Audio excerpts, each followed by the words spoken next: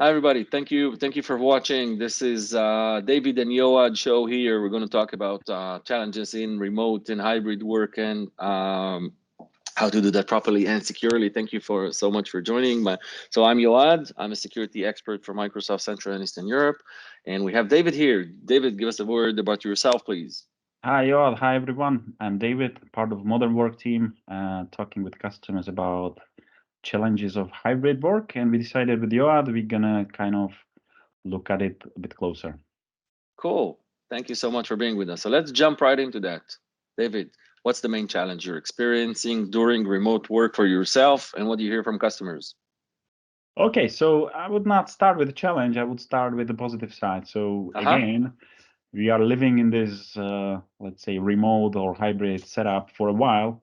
And at the beginning, it was actually very positive. Yeah. So what I experienced is there was no commute, there was no kind of going to business travel, so there was eventually more space. Yeah, there was more time, and that was a positive side. Of course, it changed over time, and it changed in a way that there is a lot of meetings, a lot of calls these days. Yeah. Okay.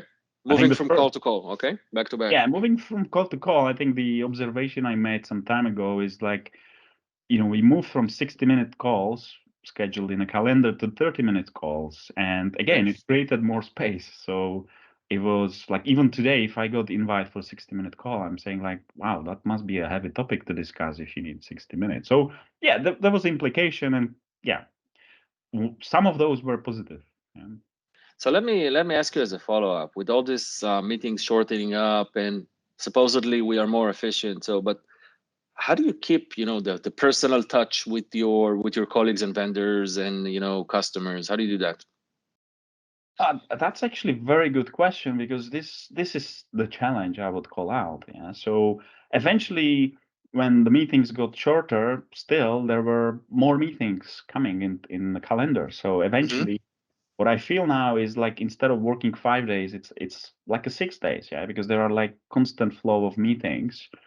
Eventually, if you apply some discipline and you try to kind of, hey, do I need to be that, on that meeting? Do I need to just listen in, or do I need to join that community call? So if you apply some discipline, you try to kind of manage a heavy, flow of meetings. But I think at the moment it's just, not manageable. It's just too many things happening at the same time, too many meetings. So there is one implication. So what I'm trying to do is, I'm trying to always like ask, like, do I need to be part of this and manage my calendar? But eventually you get the point where you are attending only the meetings with the proper agenda, proper reason to be there. And eventually there are no ad hoc meetings. There are no this water cooler type of conversation. Correct. Or dinner or something more casual. How do you overcome this? How do you break out from the screen, from everybody sitting in front of a screen? Do you have any good tip around that, maybe? Or it's still in process? It's still in a process. So we need to kind of look at, the bright side, and we need to kind of figure out what is the right discipline, what is the right rhythm I would like to see, and then apply kind of measures. So one thing definitely to do, I'm trying, is the walking meeting. So you just change the scenery. You don't work from the home office. You just go to the office, actual physical office, or you just take a walking meeting. So that's I think simple thing to apply. Okay. But the other thing is, I have a question that when you do a walking meeting, that like is it more energizing yourself, or that creates a little bit more energy also from the other side as well?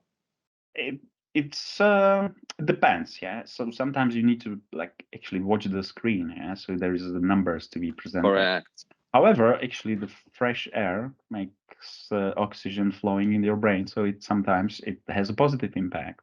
Yeah. So it's definitely, walking meetings, or just kind of, breaking the rhythm. So doing something differently. Yeah. Going to different restaurant. Actually, it's new experience. So yeah, I think that's one way to do that.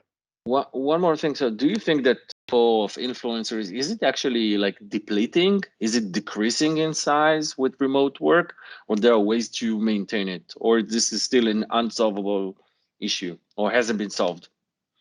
I think it hasn't been solved. It's about like we need to be aware about what's going on. We need to be Mhm. aware what is the impact of constant flow of video meetings on your well-being. And again, everyone will find different discipline. And for me, I think one learning I got from that is again, there are meetings which are scheduled with proper agenda and we talk about business. What I'm missing is the ad hoc connection. When I used to travel, I just bump into someone in the office and we had a chat. What you are up to and what's going on in your part of the Microsoft or world.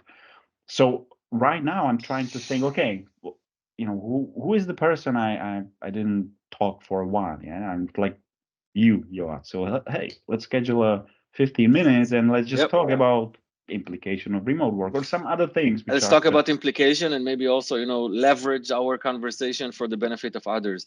Let me just switch gears here because we want to make it punctual and to the point. So we see definitely that there is online meeting fatigue. People are tired of online meetings. This is one, because how much can we sit in front of a screen, and also deadlines and even sales cycle for sales orgs are becoming a little bit more flexible because it's easier to push back to delay things. What's your take on it? Have you seen that in reality?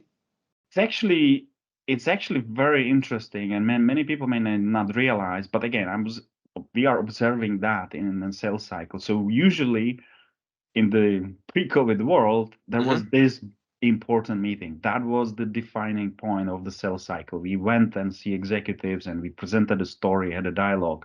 And as the outcome, they said, oh, we're going to move to your Microsoft modern work.